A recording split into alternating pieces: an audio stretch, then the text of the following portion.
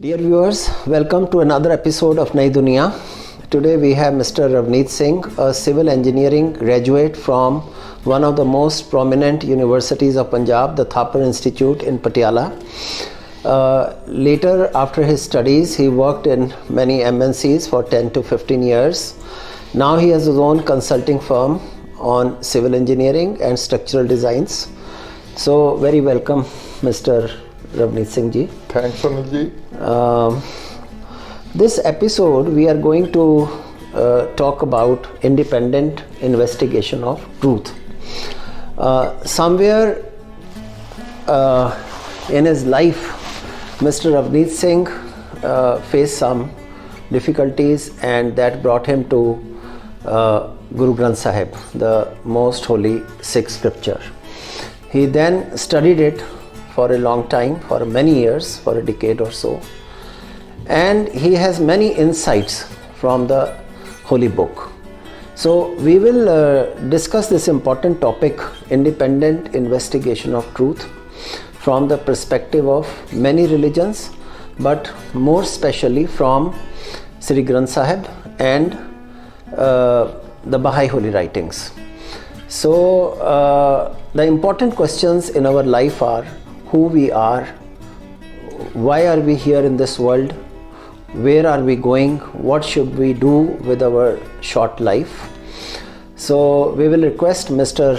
Ravneet Singh to deliberate on these questions and how he perceives life and its purpose.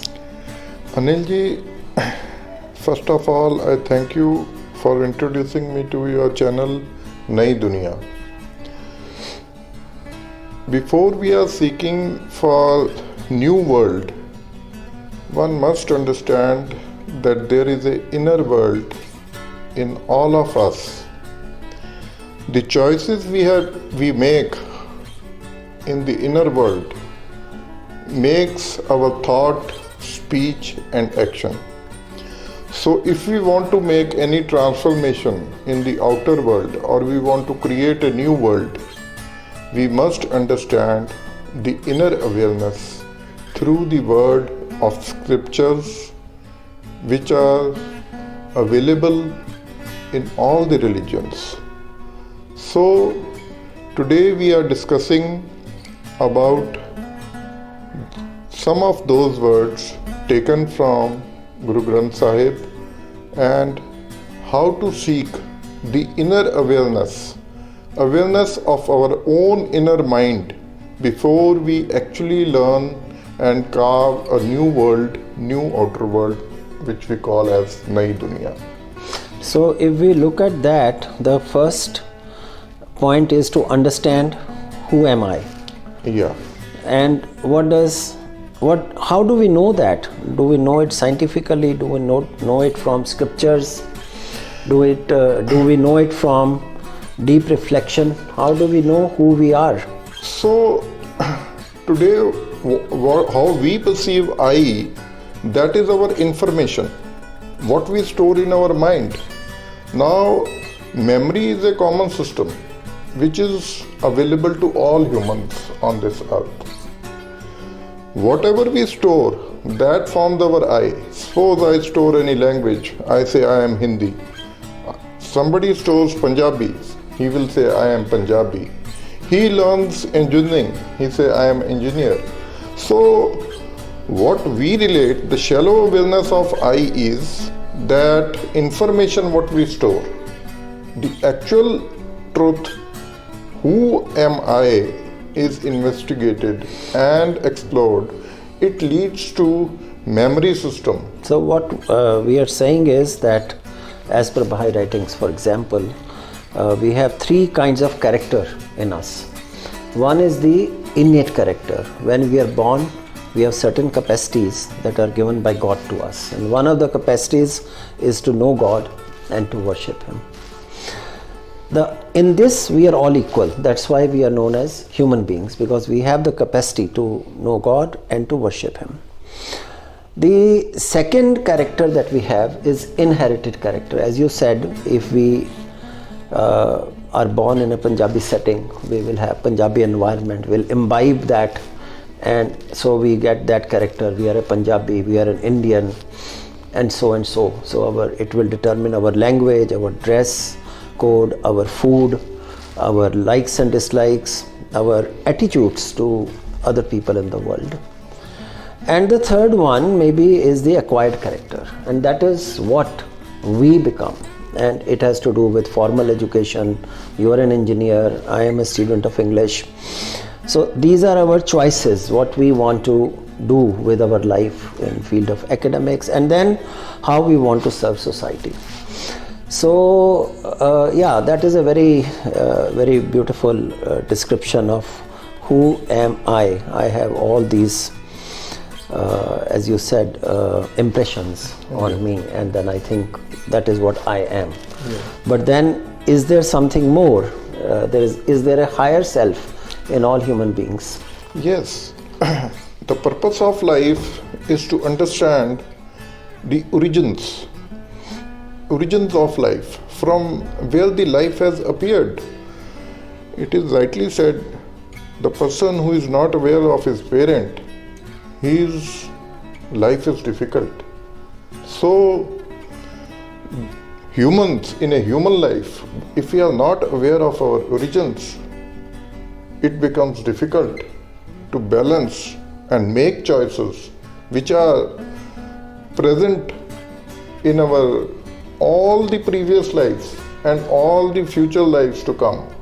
So we have to understand the everlasting truth which is accompanying since origin of life till now and in all the future lives to come.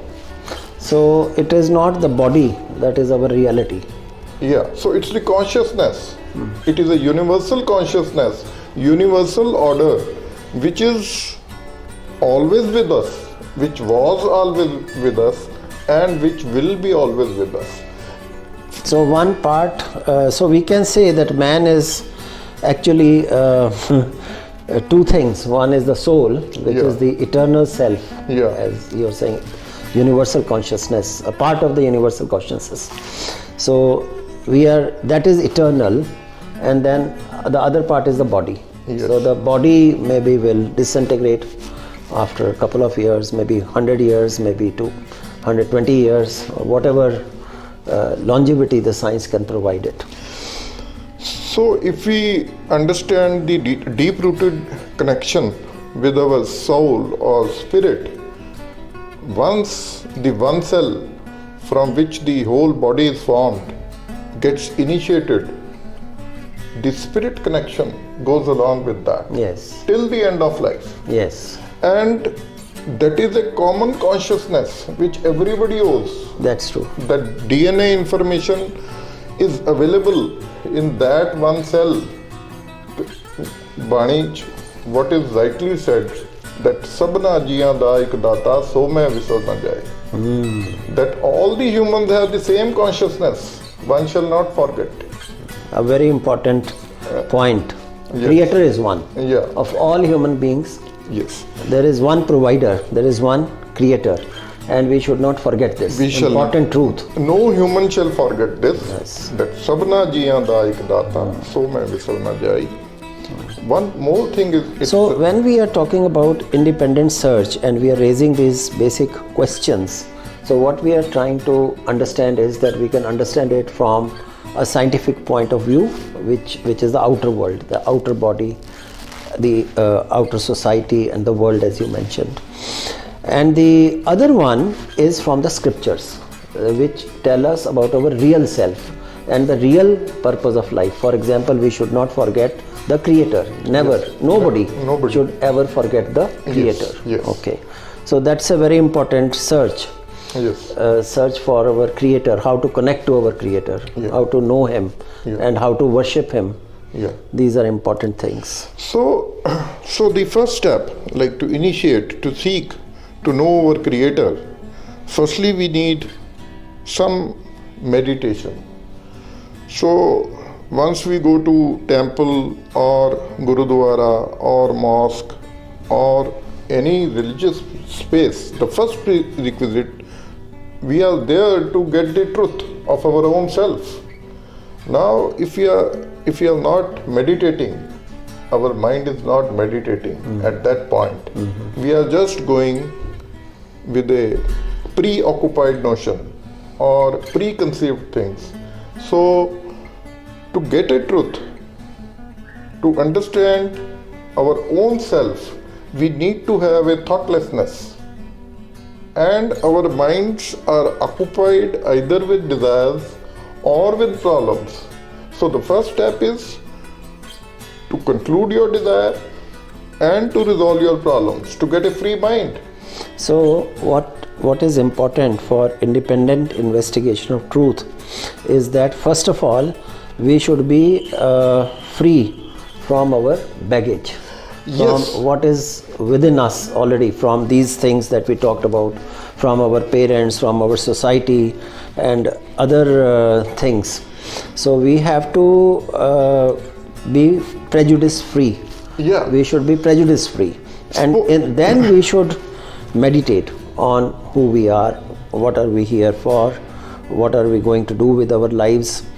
So that's an important state that we have to come into before we start realizing the truth. That is, we should be free from prejudices. Prejudices, whatever the previous learning we are having, like for example, I will say that if memory of your mobile is full of pictures or audios, so you want to add anything new to it, the first prerequisite is free space to be available in memory. Correct. If there is no free space, you cannot imbibe new things.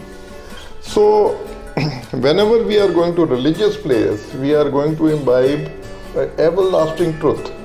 And if our mind is not free, it is filled with desire or with some problems, we cannot imbibe that truth. This is an important point you raised about attaining the state of silence. And Yes. meditation is possible in silence. Inside. I want to tell you an incident that we have the Lotus Temple in India, and our dear President, Mr. Abdul Kalam, he came to visit the temple. You know, in the Lotus Temple, viewers can see a picture of that. We have a hall with 9 doors representing all the major religions. People from all religions can come in. They sit side by side, and absolute silence is maintained inside the prayer hall.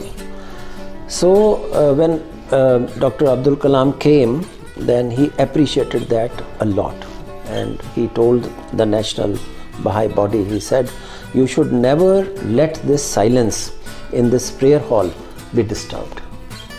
And it is a very common comment of all visitors, whether they belong to Hindu, Muslim, Christian, Sikh or any other religious tradition. When they enter the hall and they sit, that is a state where they can meditate and they can connect to themselves. So they get a lot of peace, whether it be for 5 minutes or 10 minutes or 15 minutes, whatever time they can give in the prayer hall. They really feel at peace, and they bring that peace with them to their homes. So it's a very important point for searching the truth, that we should sit silently. There should be silence around us, so that we can meditate on these very important things of our life, which we do not have time otherwise to sit and think about. Exactly. So once our mind is in that outer silence, that is the time when we explore our inner awareness. Correct. We see our inner problems and desires, what is knocking our mind. And firstly, we have to resolve that, to get freedom of that. Outer silence is a chance to see our own inner awareness. But unless and until we are partially free with our inner thought process also, creating that inner silence, we cannot get connected to that truth for which we are seeking at that point. So that inner silence is important, and our inner journey initiates with that. You know, one of the foremost thinkers of the world is Noam Chomsky, and he has written a number of books, and his books are now also on the study of the world orders and the future world order maybe. Now he notes that there is some process of mind control in the world at the moment. We are never free with ourselves. That ancient tradition of sitting in silence and linking to ourselves, as you said, kind of in a void where we can discover the inner truths, our real nature. That time only people don't have. We are running in a mad race, which is acknowledged by everyone. People are doing 2, 3, 4 jobs now to fulfill their worldly desires, having a big car, a big house, a bigger house, and a better fridge, and a bigger television, and there is no end to it. So we are in a race for earning. And how much money does a man need, does a person need? We have forgotten that. But we want to accumulate more and more.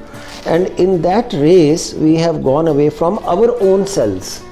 We have no time to sit and meditate, to pray and to reflect.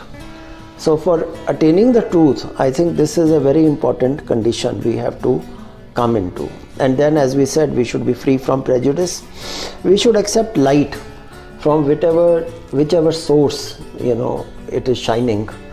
A rose is a rose in whichever country or a garden it might bloom. It remains a rose. So it is said that Pukhya Pukhna Uttari Je Banna Purya Par. Right. Now that Pukh, it's not like a physical hunger. It's a hunger or craving for food. You see, it's an extension. Even hoarding tendencies is a part of Pukh, like accumulation of wealth beyond utility, what I say. Anything, what you make it beyond utility. Hoarding of power, lust for power, it's all part of human cravings, Pukh. So we may resolve our food hunger, but once we are having hunger for wealth or hunger for accumulation, then we are, bypassing someone else's right to have or share the resources. So the conclusion maybe of this short discussion about search after truth.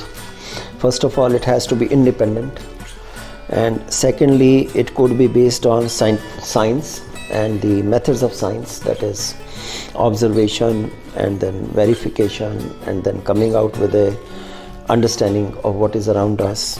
And the third also is the scriptures. So they also tell us who we are and what we should do with our lives. So I think viewers, this is a very important understanding emerging out of this short discussion, and you can take it forward in your lives. You can experiment with meditation, with prayers, with sitting with yourself, having a dialogue with yourself, understanding yourself.